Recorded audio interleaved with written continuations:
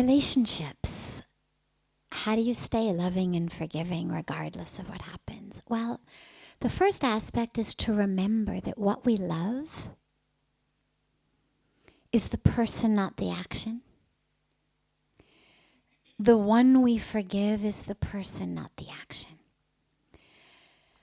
What ends up happening when you say, we see the good and the bad, it's good and bad actions, it's good and bad tendencies, it's good and bad characteristics, it's good and bad aspects of ego development.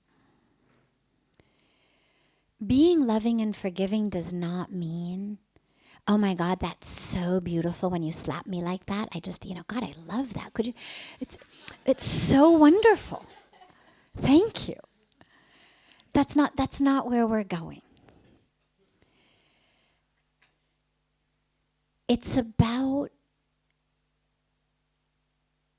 staying forgiving of the being who has harmed you in word and deed, meaningly, intentionally, unintentionally.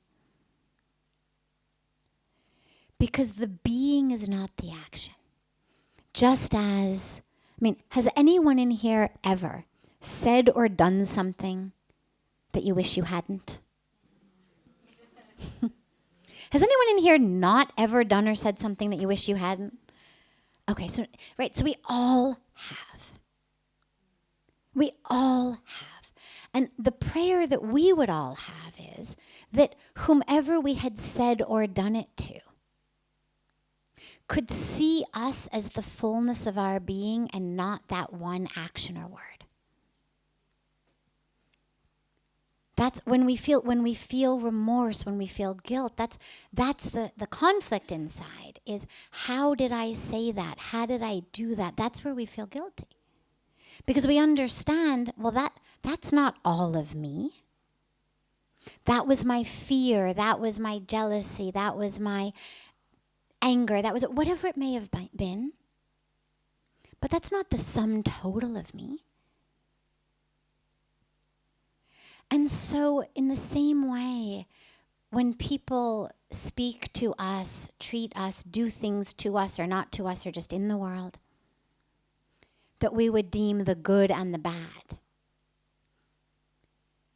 how can we see those as actions or characteristics of a much fuller being and forgive the being? Because otherwise, see, here's what happens. Otherwise, we carry it with us. Loving someone, forgiving someone, it's not for them, really. The fact that it benefits them is a kind of a byproduct. It's really for us. Because otherwise, I carry through my life what you said or did. You said it or did it once. I carry it forever. You hurt me once. I hurt myself over and over and over again every time I think about it. Over and over and over again when I cannot eat and digest my food because I'm so upset about it. When I cannot fall asleep because I'm so upset by it. So we have to do that for us. Now again, loving and forgiving the entireness of a being does not mean that we always choose to put ourselves back in that situation. You could be walking through a park and get bit by a dog. Okay, well, you're not going to hold it against the dog forever. You're not going to run after the dog and try to bite it back or kill it. But you're also not going to need therapy to get over the internal reaction to having been bit by a dog, because you understand it wasn't about me. I was in the wrong place at the wrong time. The dog couldn't help himself. He was triggered, or he had rabies, or whatever it may have been. Came between the mother and the pups. And yet, tomorrow when I walk through the park, I'm going to take a different route. So loving and forgiving does not mean that I disregard the impact of what they did. It means I don't hold on to my anger. I don't hold on to feeling like a victim. But I also fully understand my power to create my life.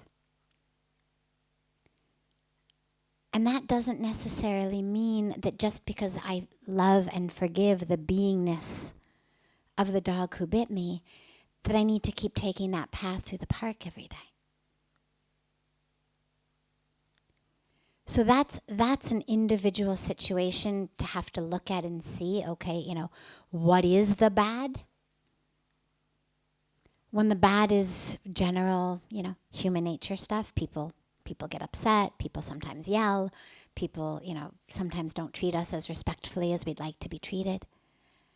It's human nature, it's relationships. I have yet to hear of any relationship in which that never happened. But that doesn't mean that you put yourself in a situation of being harmed. Physically harmed, emotionally harmed.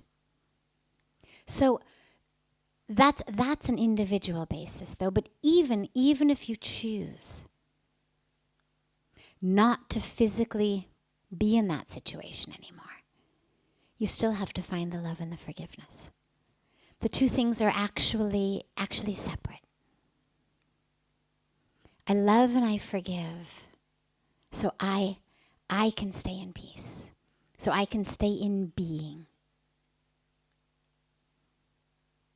Depending on the situation, depending on the bad, I may physically also stay, recognizing that it's an opportunity to learn, it's an opportunity to grow, it's an opportunity to overcome my own ego, my own anger, my own judgments, my own fears. Or if I'm actually being harmed, out of love and respect for the temple that is me, I may choose not to be in that situation anymore. But in either case, I understand that the being who says or does these things is a much fuller being, a divine being, just as I am a fuller being, a divine being, than just the words or the actions.